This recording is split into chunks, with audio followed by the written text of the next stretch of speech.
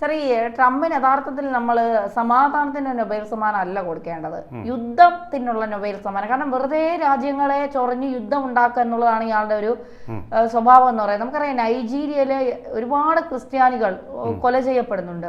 പിന്നെ വെറുതെ ഇരിക്കുന്ന നൈജീരിയയോടെ യുദ്ധം ചെയ്യാൻ പോവുകയാണ് അമേരിക്ക. എന്താണ് ഇയാളുടെ ഒരു പ്രശ്നം? എന്താണ്? എനിക്ക് തോന്നുന്നു ഇപ്പോൾ ധന്യ പറഞ്ഞ കാര്യം അദ്ദേഹം തന്നെ നടപ്പാക്കും. നൊബേലോ സമാധാന സമ്മാനം കൊടുത്തില്ല. അതിന് മിക്കവാറും ഇദ്ദേഹം തന്നെ ഫണ്ടുണ്ടല്ലോ ഇഷ്ടം പോലെ. ഇലോൺ മസ്കിനെ ഒന്ന് കൂട്ടുകൂടിയാൽ പോരെ. അങ്ങനെയാണല്ലോ പുള്ളിയുടെ സ്വഭാവം. ഒന്ന് പിണങ്ങും പിന്നെ ഇണങ്ങും. അങ്ങനെയുള്ള കൊച്ചു കുട്ടികളുടെ സ്വഭാവമാണല്ലോ ഇത്. വയസ്സായി കഴിയുമ്പോൾ കൊച്ചു കുട്ടികളുടെ സ്വഭാവം വരുമെന്ന് പറഞ്ഞിട്ടുണ്ട്. അതുപോലത്തെ ഒരു സ്വഭാവമാണ് ഇപ്പോൾ രണ്ടാം ട്രംപത്തിലെ കാണുന്നത്, രണ്ടാം ഊഴത്തിൽ കാണുന്നത്. അപ്പോൾ അദ്ദേഹം ഒരു പണം ഇഷ്ടം പോലെ ഉണ്ട് അദ്ദേഹത്തിന് തന്നെ. അല്ലെങ്കിൽ പുള്ളി നമ്മൾ പറയുന്ന പോലെ അത്ര വിദ്യാഭ്യാസമില്ലാത്ത ആളല്ല താൻ. ഇക്കണോമിക്സ് പഠിച്ചവനാണ് ഡിഗ്രി കാലത്ത്. പിന്നെ വൻ വ്യവസായങ്ങളും റിയൽ എസ്റ്റേറ്റും ഒക്കെ നടക്കുന്നുണ്ട്. അതുപോലെ നമ്മുടെ അടുത്ത രാജ്യമായ നമ്മുടെ ശത്രു രാജ്യമായ പാകിസ്ഥാനിലെ ആ ഫീൽഡ് മാർഷലുമായിട്ട് ചില ഇടപാടുകളുണ്ട്, ബിസിനസ് ഇടപാടുകൾ. ട്രംപിന് ചില സാധനങ്ങൾ അവിടുന്ന് വാങ്ങിക്കാനുണ്ട്. അതുപോലെ തന്നെ ഇദ്ദേഹത്തിന് ഫീൽഡ് മാർഷലിന് കുറേ സാധനങ്ങൾ കൊടുക്കാനുണ്ട്. രഹസ്യ ഏർപ്പാടിന് വേണ്ടിയാണ് ഇടയ്ക്കിടയ്ക്ക് അവിടെ ഡിന്നറിനും ലഞ്ചിനും ഒക്കെ ക്ഷണിക്കുന്നത്, ബാങ്ക് ഒക്കെ നടത്തുന്നത്. ഇങ്ങനെയുള്ളൊരു ബന്ധം അവർ തമ്മിലുള്ള ഒരു വലിയ വ്യവസായം. ഇഷ്ടംപോലെ പണമുണ്ട്. അതുകൊണ്ട് നൊബേൽ ഫൗണ്ടേഷനെ പോലെ, സ്വീഡിഷ് അക്കാഡമി അവരെ പോലെ തന്നെ ഇദ്ദേഹം വലിയൊരു ഫണ്ട് അങ്ങോട്ടുണ്ടാക്കി കുറേ പേരെ പിടിച്ച്. അല്ലാതെ തന്നെ ഉണ്ട്, കുടുംബത്തിൽ തന്നെ ഉണ്ട് ഫണ്ട് ഇഷ്ടം പോലെ. ആ ഫണ്ടും കൊണ്ടൊരു യുദ്ധത്തിനുള്ള നൊബേൽ സമ്മാനം. അല്ല, അങ്ങനെ നൊബേലിൻ്റെ പേരല്ല, ആൽഫ്രഡ് നൊബേലിൻ്റെ പേരല്ല അതിനിട്ട്, യുദ്ധത്തിനുള്ള ഡൊണാൾഡ് ട്രംപ് അവാർഡ് എന്ന് പറഞ്ഞുകൊണ്ട് എടുത്ത് ആദ്യത്തേത് പുള്ളി തന്നെ വാങ്ങിക്കും. പുള്ളി തന്നെ അങ്ങ് വാങ്ങിക്കും. പുള്ളി തന്നെ വിധി എഴുതും. കേരളത്തിൻ്റെ ഈ ദാരിദ്ര്യ നിർമ്മാർജ്ജനം, അതിദാരിദ്ര്യ നിർമ്മാർജ്ജനം അവർ തന്നെ അങ്ങ് വിധി എഴുതി. നമ്മുടെ മുഖ്യമന്ത്രിയും തദ്ദേശ സ്വയം ഭരണ വകുപ്പ് മന്ത്രിയും കൂടെ അങ്ങ് തീരുമാനിച്ചു കേരളം ദാരിദ്ര്യമുക്തമായെന്ന്. അവർ വിളിച്ച് കൈയ്യടി. ഭയങ്കര ബഹളം. അതിന് ഭയങ്കര ഇത് ഒരു പത്രസമ്മേളനത്തിൽ മുഖ്യമന്ത്രി അങ്ങ് പറഞ്ഞാൽ പോരായിരുന്നോ? അതൊന്നുമല്ല, 3 മഹാനടന്മാരെ വിളിച്ച് 2 പേരെ ബോയ്ക്കോട്ട് ചെയ്തു. കാരണം ഇത് കാണുമ്പോൾ അവരിങ്ങോട്ട് വന്ന വഴിക്ക് കാണുന്നത് എന്തുവാ, അവിടെ മുഴുവൻ ഭിക്ഷക്കാരിങ്ങനെ ഇരുന്നു വല്ലതും കഴിച്ചിട്ട് കുറേ നാളായി എന്ന് പറയുന്ന കടത്തിണ്ണെ കിടന്നുറങ്ങുന്നവരും ഭിക്ഷക്കാരെയും ഒക്കെയാണ് കാണുന്നത്. ആ പാടെ ദാരിദ്ര്യത്തിൻ്റെ ആ ഒരു അഗാധത കണ്ടിട്ട് ഈ പോയാൽ ശരിയാവില്ല. മമ്മൂട്ടി മാത്രം പിന്നെ കൂളിംഗ് ഗ്ലാസ്സാണ് പുള്ളി വെച്ചിരിക്കുന്നത്. ഇങ്ങനെയുള്ള കാഴ്ചകളൊന്നും കഴിഞ്ഞു. അതെ അതെ, അതുപോലെ അത് തന്നെയല്ല, അദ്ദേഹം കൈരളിയുടെ ചെയർമാനും കൂടെ ആണല്ലോ. വന്നില്ലെങ്കിൽ ചിലപ്പോൾ അവിടെ നിന്ന് മാറ്റിയാലോ എന്ന് വിചാരിച്ചിട്ട് പുള്ളി ഇങ്ങ് പോകുന്നു. തന്നെയല്ല, അദ്ദേഹം വരുന്ന വഴിക്ക് ഇതൊന്നും കാണാൻ പറ്റില്ല. കറുത്ത കണ്ണടയായതുകൊണ്ട് ഇതൊന്നും കാണാനും, കറുത്ത കണ്ണടയിട്ട് നോക്കുമ്പോൾ. എന്നാലും അദ്ദേഹം പറഞ്ഞു അതിദാരിദ്ര്യമേ പോയിട്ടുള്ളൂ, ദാരിദ്ര്യം ഇപ്പോഴുണ്ട്. കാരണം മുഖ്യമന്ത്രിയുടെ ദാരിദ്ര്യം കണ്ടിട്ടാണ്. ഒന്നിനും പണമില്ല എന്നും പറഞ്ഞിരിക്കുകയാണ്. ട്രഷറി കേന്ദ്രം ഒന്നും തരുന്നില്ല എന്നും പറഞ്ഞിരുന്നതാണ്. ഒന്നും കൊടുക്കാൻ കേന്ദ്രത്തിനോട് നിങ്ങൾ ചോദിക്കുക. ഇപ്പോൾ പെട്ടെന്ന് അതാ 10,000 കോടി ഉണ്ടായി. ഇതെന്തൊരു ഭാഗ്യം. അതിന് എനിക്കറിയാമേ, ലോട്ടറി വല്ലതും അടിച്ചോ? 10,000 കോടി പെട്ടെന്നുണ്ടായി. എനിക്ക് വന്ന ഈ ദുബായ് ഇടയ്ക്കിടയ്ക്ക് ഗൾഫിൽ പോകുന്നതിനാണ്. ദുബായ് ലോട്ടറി പോലെ വല്ലതും വാങ്ങിച്ചിട്ട് അങ്ങനെ വരിക്കും. പോട്ടെ, ഇതിനെയൊക്കെ തമാശയായിട്ട് പറഞ്ഞെങ്കിലും ഇതിപ്പോൾ വലിയൊരു പ്രശ്നമാണ്. ഇതിൻ്റെ ഒരു പ്രാധാന്യം വരുന്നത് എന്താണെന്ന് വെച്ചാൽ, ഇപ്പോഴത്തെ പോപ്പാരാ? മാർപ്പാപ്പ, വത്തിക്കാനിൽ ഭരിക്കുന്ന മാർപ്പാപ്പ ഇപ്പോഴത്തെ ആരാ? എവിടുത്തുകാരനാ അറിയാം? നൈജീരിയക്കാരൻ. അമേരിക്കക്കാരനാണ്. അവിടെ അല്ലേ പ്രശ്നം? അമേരിക്കൻ കർദിനാലാണ്. മനസ്സിലായോ? ഈ ഇദ്ദേഹത്തിൻ്റെ പാർട്ടി, റിപ്പബ്ലിക്കൻ പാർട്ടി എന്ന് പറയുന്നത് ക്രിസ്ത്യൻ ഒരു ആറ്റിറ്റ്യൂഡുള്ള ഒരു പാർട്ടിയാണ്. അവർ കൊണ്ടുവന്ന ഗർഭ നിരോധനം പാടില്ല എന്നുള്ളത് അതുപോലെ പാലിക്കുന്നതാണ്. അതുപോലെ തന്നെയാണ് ഇദ്ദേഹത്തിൻ്റെ പുതിയൊരു നയമായിരുന്നു ട്രാൻസ്ജെൻഡർ എന്ന വിഭാഗത്തെ അംഗീകരിക്കില്ല. അതൊരു ബിബ്ലിക്കലായിട്ടുള്ള കോൺസെപ്റ്റാണ്. ആണും പെണ്ണും മാത്രമേ ഉള്ളൂ, ആദവും ഹവ്വയും മാത്രമേ ഉള്ളൂ. മൂന്നാമത് ഇന്നലെ ദൈവം സൃഷ്ടിച്ചിട്ടുണ്ടോ? ഇല്ല. അപ്പോൾ അതുകൊണ്ടാണ് അദ്ദേഹം പറഞ്ഞത് അവർക്ക് യാതൊരു ആനുകൂല്യങ്ങളും ഇല്ല. പാവങ്ങൾ അമേരിക്കയിൽ അവർക്ക് അവരുടെ ഗതി പാഴായി, അഗതികളായി തീർന്നു അവർ. അങ്ങനെ ആക്കി. അപ്പോൾ അങ്ങനെ ഈ ബിബ്ലിക്കലായിട്ടുള്ള പല കാര്യങ്ങളും അദ്ദേഹം കൊണ്ടുവരുന്നത്. അത് മോശമാണെന്നല്ല, പക്ഷേ പരിണാമ സിദ്ധാന്തം പഠിപ്പിക്കണം. അതുപോലെ ഭൂമി ഉരുണ്ടതാണെന്നുള്ളതും പഠിപ്പിക്കണം.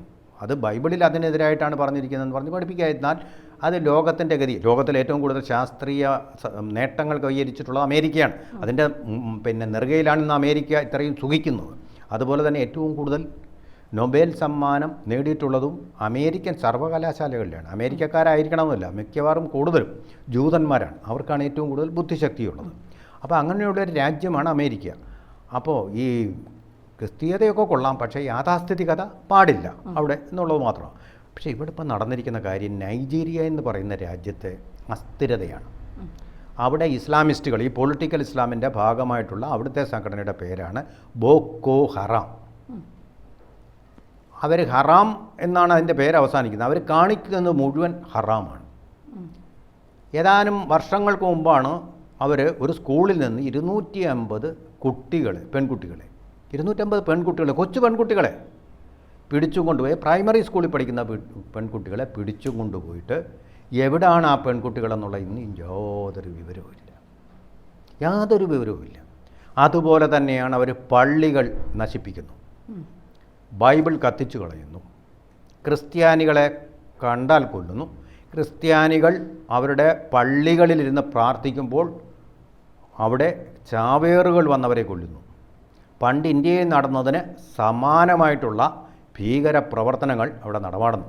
നൈജീരിയ ഒരു ഗവൺമെൻറ്റുണ്ട്, ഒരു പൊളിറ്റിക്കൽ ഗവൺമെൻറ്റുണ്ട്, പക്ഷേ ഒരു നടപടിയും ഫലപ്രദമാവുന്നില്ല.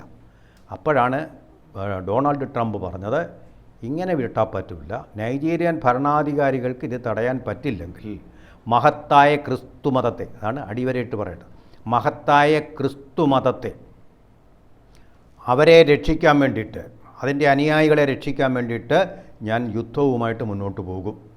ഇത് ഞാൻ വേറൊരു കാര്യം കൂടെ പറയും. ഈ വർഷം ജനുവരി 17-ന് ട്രംപ് അധികാരമേൽക്കുമ്പോൾ മറ്റൊരു കാര്യം പറഞ്ഞിരുന്നു.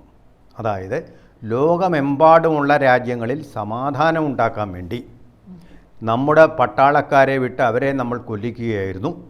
അതിനുവേണ്ടി നമ്മുടെ ഫണ്ടിൽ നിന്നുള്ള, പ്രതിരോധ ഫണ്ടിൽ നിന്നുള്ള ഒരുപാട് പണം നമ്മൾ പാഴാക്കി കളഞ്ഞു.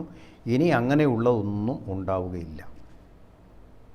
മുൻ പ്രസിഡൻറ്റുമാർ ഒക്കെ കൂടിയിരുന്ന ഒരു സദസ്സിൽ വെച്ചാണ് അദ്ദേഹം ഈ പ്രഖ്യാപനം നടത്തിയത്. നമ്മൾ യുദ്ധത്തിന് വേണ്ടി മുടക്കിയ തുക ഇനി മുടക്കില്ല, അങ്ങനെ പാഴ്ചെലവുകൾ ഉണ്ടാകത്തില്ല, മേക്ക് അമേരിക്ക ബിഗ് അഗെയിൻ എന്നുള്ള, ബിഗ് അല്ല, നേരത്തെയാണത് പറഞ്ഞത്, മേക്ക് അമേരിക്ക ഗ്രേറ്റ് അഗെയിൻ, അതാണ് മാഗ എന്ന് പറയുന്നത്. അതിൻ്റെ ഭാഗമായിട്ട് അദ്ദേഹം പ്രഖ്യാപിച്ച കാര്യങ്ങളാണ്. ആ പ്രഖ്യാപിച്ച കാര്യങ്ങളുടെ നേർവിപരീതമായ കാര്യമാണ് അദ്ദേഹം ഈ ബോക്കോ ഹറാമിൻ്റെ കാര്യത്തിൽ, നൈജീരിയയുടെ കാര്യത്തിൽ പറഞ്ഞിരിക്കുന്നത്. അതുപോലെ തന്നെ ആ രാജ്യത്തിനെതിരെ സാങ്ഷനുകൾ ഏർപ്പെടുത്തും എന്നും അദ്ദേഹം പറഞ്ഞിട്ടുണ്ട്, നൈജീരിയക്കെതിരെ. പിന്നെ ഒരു കാര്യം ശ്രദ്ധിക്കണം തന്നെയാണ്, അതായത് ആഫ്രിക്കയിലെ മിക്ക രാഷ്ട്രങ്ങളും അസ്ഥിരമാണ്, സ്ഥിരത എന്നൊന്നും അവിടെ ഇല്ല. പശ്ചിമേഷ്യയേക്കാൾ സ്ഥിതി വളരെ മോശമാണ് യമനിൽ, അതുപോലെ തന്നെ ഈ പറയുന്ന നൈജീരിയയിൽ, നമുക്കറിയാവുന്ന പോലെ സുഡാനിൽ.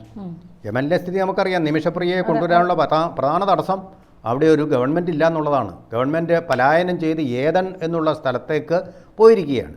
അതേസമയം യമൻ്റെ തലസ്ഥാനമായ സന, അവിടെ പിടിച്ചടക്കിയിരിക്കുന്നത് അവിടുത്തെ തീവ്രവാദികളാണ്, ഹൂതി തീവ്രവാദികളാണ്. പിന്നെ സിറിയ, ഭീകരന്മാർ തന്നെ ഇപ്പോൾ ഭരിക്കുന്നത്. അതെ. പിന്നെ പശ്ചിമേഷ്യയോട് അടുത്ത് കിടക്കുന്ന ഈജിപ്റ്റ്, ലെബനൺ, ഇവിടെ എങ്ങും യോർദാൻ, ഇവിടെ എവിടെയെങ്കിലും സമാധാനം ഉണ്ടോ? യാതൊരു വിധമായ സമാധാനവും ഇല്ലാതിരിക്കുകയാണ്. അപ്പോൾ തീർച്ചയായിട്ടും അസ്ഥിരമായ ഒരു സ്ഥലത്തേക്ക് ഈ നൈജീരിയയിൽ പോയിട്ട് സ്ഥിരതയുണ്ടാക്കാനും സമാധാനം ഉണ്ടാക്കാനും അതുപോലെ ഏതെങ്കിലും ഒരു മതത്തിൽ വിശ്വസിച്ചുകൊണ്ട് ഇരിക്കുന്നതിൻ്റെ പേരിൽ കൊല്ലപ്പെടുന്ന മനുഷ്യരെ രക്ഷിക്കുക എന്നുള്ളൊരു ദൗത്യം അദ്ദേഹം ഏറ്റെടുത്താൽ അത് നല്ലത് തന്നെയാണ്. പക്ഷേ അവിടെ അദ്ദേഹം പറഞ്ഞ പ്രസിഡൻഷ്യൽ അഡ്രസ്സ് എന്നും പറഞ്ഞൊരു കാര്യമുണ്ട്. ആ പറഞ്ഞ കാര്യങ്ങളുമായിട്ട് ഇത് കോൺട്രഡിക്റ്റ് ചെയ്യുന്നു. അവിടെ ഒരു വലിയ തരത്തിലുള്ള ഒരു വാഗ്ദാന ലംഘനം ഉണ്ടാവുകയും ചെയ്തിരിക്കുന്നു. അതിനെ വേണമെങ്കിൽ നമുക്കൊരു ബ്രീച്ച് ഓഫ് ട്രസ്റ്റ് എന്ന് വേണമെങ്കിൽ വിശേഷിപ്പിക്കാവുന്ന തരത്തിലുള്ള ഒരു വ്യതിയാനമാണ് ഇപ്പോൾ ഈ പറഞ്ഞ കാര്യത്തിൽ നമ്മൾ കാണുന്നത്.